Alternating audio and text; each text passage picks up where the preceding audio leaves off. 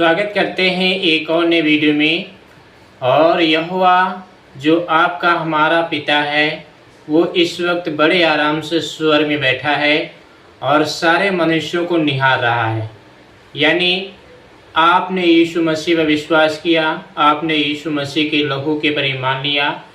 जब कोई पास्टर आपके घर आया, आपने उसके ऊपर विश्वास किया, यीशु मसीह के वचनों पर, आपका उद्धार हो गया और अब आपके ऊपर दंड की आज्ञा नहीं रही। दंड की आज्ञा उन लोगों पर है जो यीशु मसीह का जो सुसमाचार सुनने के बाद भी उन्होंने यीशु को इनकार कर दिया कि तू मुझे नहीं चाहिए, परमेश्वर तू मुझे नहीं चाहिए, मुझे शैतान चाहिए, शैतान का सुख चाहिए, मुझे धरती पर की सुख और चैन की ज़िंदगी चाहिए, परमेश्वर तू मुझे नहीं चाहिए।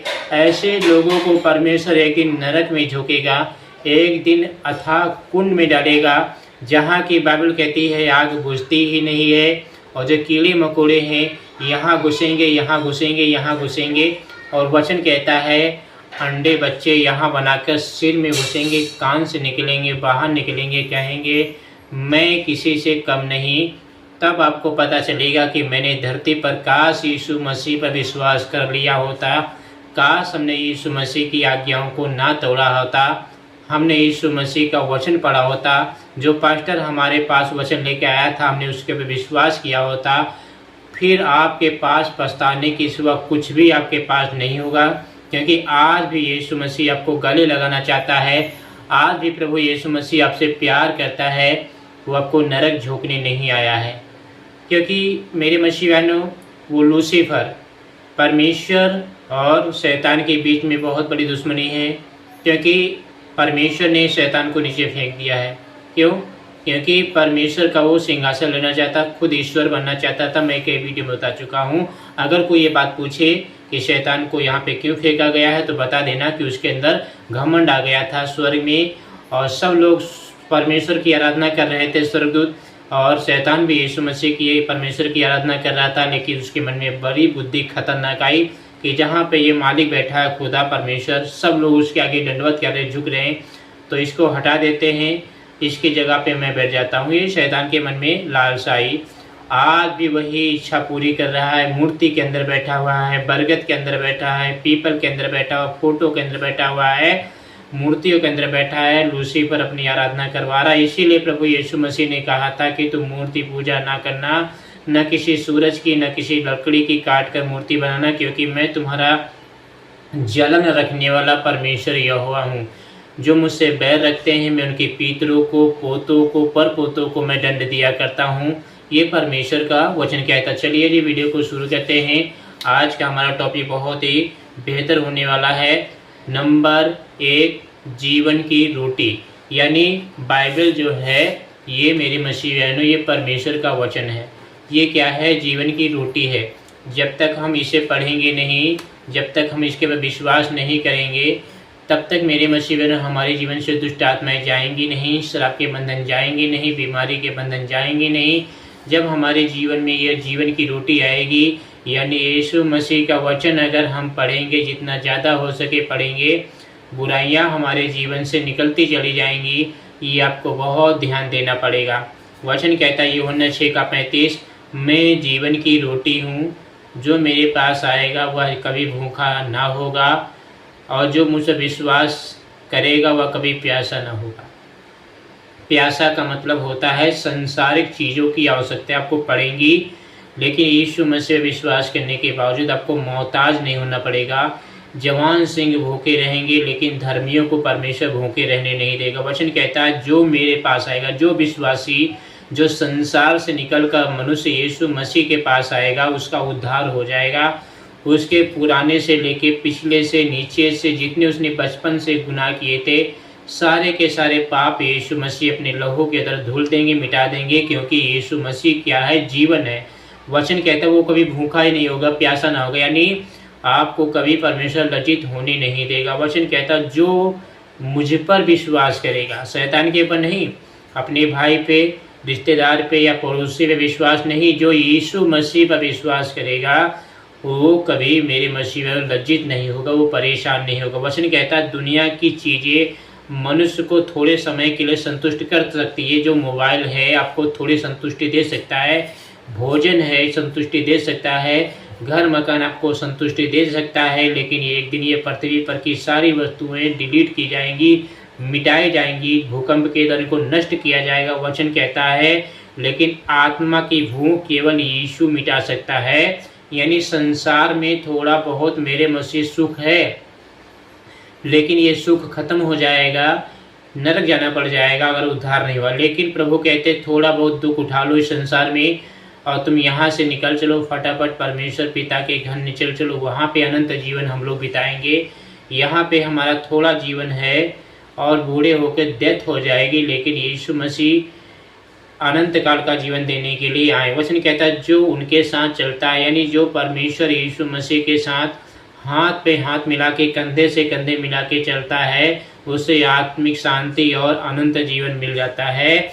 ये परमेश्वर का वचन कहता है उसके जीवन में शांति ही शांति बनी रहती है और वो शांति आत्मिक होती है और उसे ऐसा जीवन मिलता है जिसका कोई तोड़ नहीं, जिसका कोई अंत है ही नहीं।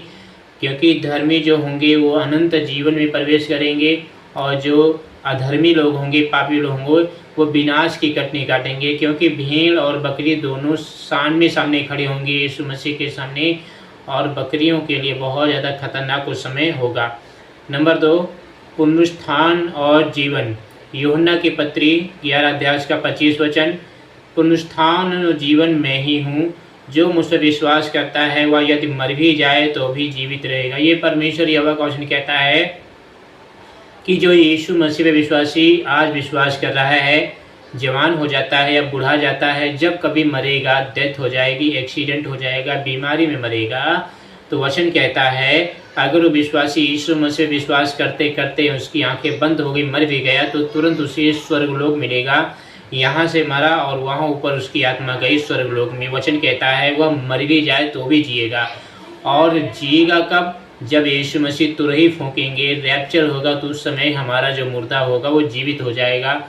क्योंकि हमने शरीर में दुख सहा है, हमने शरीर में तकलीफ सही है, तो हम शरीर में होकर मेरे मसीह बहनों प्रभु के साथ उठा लिए जाएंगे और हवा में उससे मिलेंगे।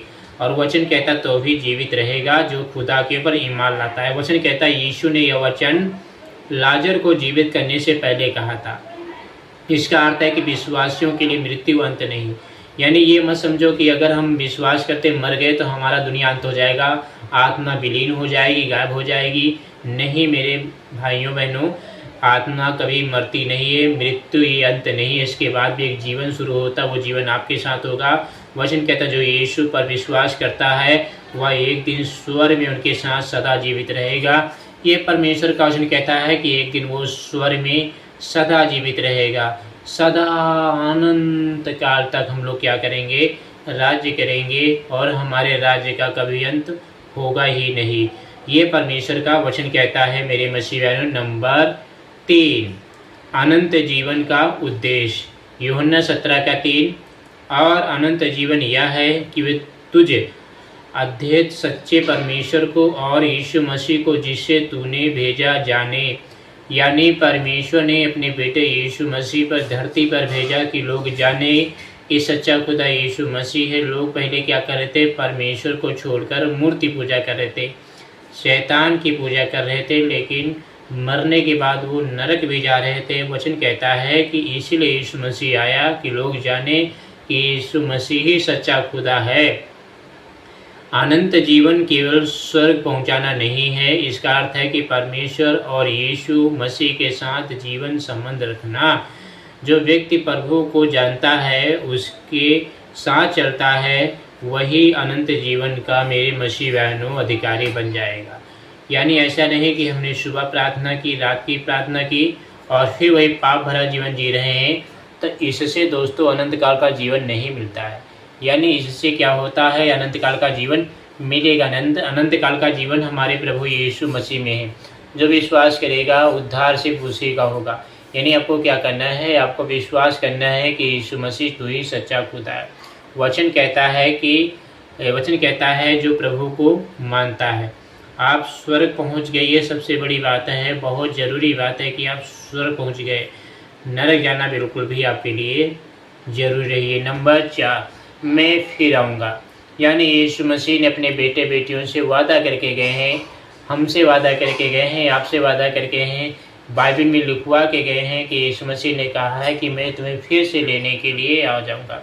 वचन कहता है यूहन्ना 14 अध्याय का 3 वचन, यदि मैं जाकर तुम्हारे लिए जगह तैयार करूँगा तो फिर आकर तुम्हें अपने यहाँ ले जाऊँगा कि जहाँ मैं रहूँ वहाँ तुम भी रहो।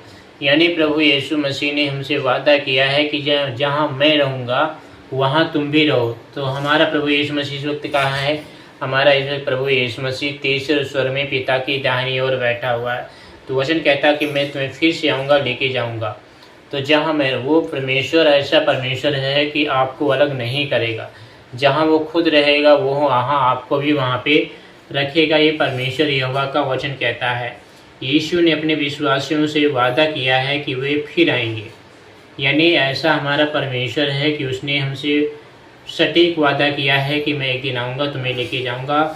वो उनका उद्देश्य सिर्फ यही है कि अपने बेटे बेटियों को बचाना, नरक से बचाना, स्वर्ग ले जाना, ये परमेश्वर का उद्देश्य है। इसलिए विश्वासी आशा और तैयारी के साथ जीवन जीते हैं।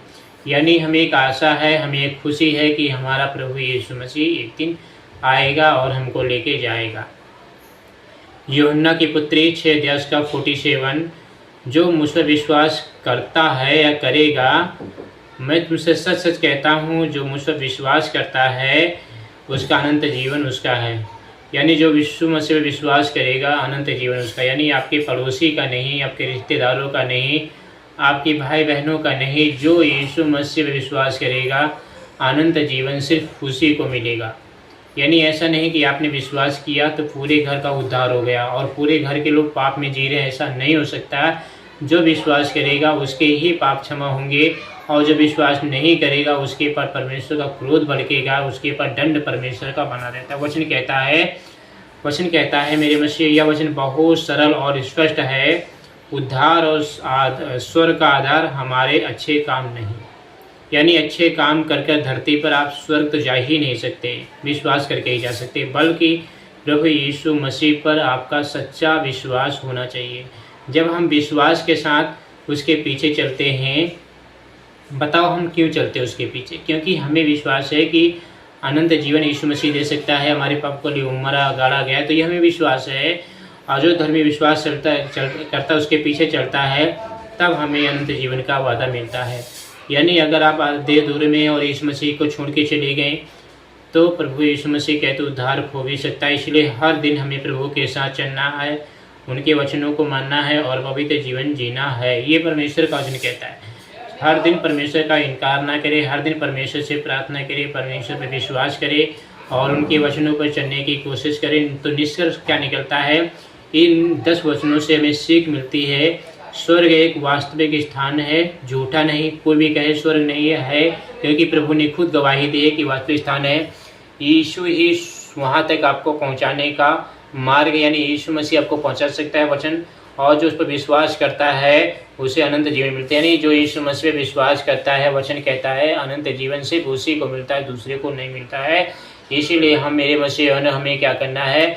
हमें धैर्य रखना है, हमें विश्वास रखना है, क्योंकि ये जो बाइबल है ये परमेश्वर का वचन है। तो आप इसे माने, समझने की कोशिश करें, क्योंकि परमेश्वर आज भी हमसे प्यार करता है। मेरे मसीह, चलिए जी करते हैं छोटी सी प्रार्थना, क्योंकि परमेश्वर ने हमें सिखाया है कि प्रार्थना करते रहो ताकि तुम परीक्षा में ना पड़ो। हे मेरे अब्बा, आपका धन्यवाद करते हैं क्योंकि आपने मुझ पर प्रेम किया है, आपने मुझे संभाला है। जितने लोग प्रभु जी आपके सामने बैठते हैं, प्रार्थना करते हैं, सुबह की आराधना करते हैं, दुआ करते हैं, इनके जीवन में सुख लाइए, इनके जीवन में आनंद और बरकत लाइए। इनके जीवन में बड़े बड़े जो काम हैं, जो बिगड़े काम बन जाए, यीशु मसीह के नाम से इनके हर एक काम सफल हो जाएं। इनकी आप मदद कीजिए, इनकी आप सहायता कीजिए। आपके बिना अधूरे हैं ये लोग, आपके बिना टूट जाएंगे, आपके बिना बिखर जाएंगे। ये कुछ भी नहीं है, क्योंकि आपने वचन में कहा है कि तुम मुझसे अलग होकर कुछ नहीं कर सकते हो। परमेश्वर, ये आपका जो वचन मैंने जो पढ़े हैं, जो लोगों ने देखे या देखेंगे, इनके जीवन में आप काम करें, इनकी ज़िंदगी में बदलाव लाएं, इनकी हर इच्छा पूरी करें, इनकी हर मनोकामना पूरी करें, इनके बिगड़े काम बन जाएं, इनके हालात बिगड़ी पर वो सुधर जाए, इनकी लाइफ बदल दीजिए, इनकी ज़िंदगी बदल दीजिए प्रभु जी। इनके देने वाले हाथ बनाइए प्रभु जी, इनको लज्जित न होना पड़े, परेशान या दुखी न होना पड़े, क्योंकि आप ही मेरे उद्धारकर्ता परमेश्वर हैं, आप ही न्याय परमेश्वर हैं, आप जगत की ज्योति हैं, जीवन की रोटी हैं। आप दया करें प्रभु, हमें उस मार्ग पे चलाइए जिस मार्ग पे हमें चलना चाहिए। हमें इस बुराई से हटाइए। शैतान आज भी जिंदा है और हमें उस गुनाह में डालने के लिए निरंतर योजनाएं बना रहता है। उसकी योजनाओं को हम प्रभु जी सफल होने ना दे पिता, हमारे पर अटैक ना करने पाए। जो भी श्रापित चीज़ें हैं वो भी दूर होने पाए, श्राप के बंधन टूट जाएं यीशु के ब्लड से। प्रभु जी इनके घर में जो चीज़ें वो खो न जाए, इनकी रखी चीज़ें पर आशीष दीजिए, बरकत दीजिए और मदद की सख्त ज़रूरत है, क्योंकि आपकी जब मदद चाहते हैं तो मुझे मिल जाती है। जब भी आपको पुकारता हूँ आप मुझे प्रार्थना का उत्तर देते हैं, क्योंकि आप परमेश्वर हैं। प्रभु आपने कहा है मांगो तो तुम्हें दिया जाएगा, ढूंढोगे पा जाओगे, खटखटाओगे तुम्हारे लिए खोल दिया जाएगा। प्रभु जी मुझे ज्ञान दीजिए, बुद्धि दीजिए, आशीष दीजिए, बरकत दीजिए, सफलता दीजिए और मुझे चंगाई दीजिए। यीशु इन्हें छुटकारा दीजिए और इन्हें हर एक काम में बरकत दीजिए। इनके हर जो नुकसान हुआ है, जो शैतान ने छीना, वापस मिल जाए यीशु मसीह के नाम से। आमीन आमीन। सब वीडियो को लाइक करें, चैनल को सब्सक्राइब करें।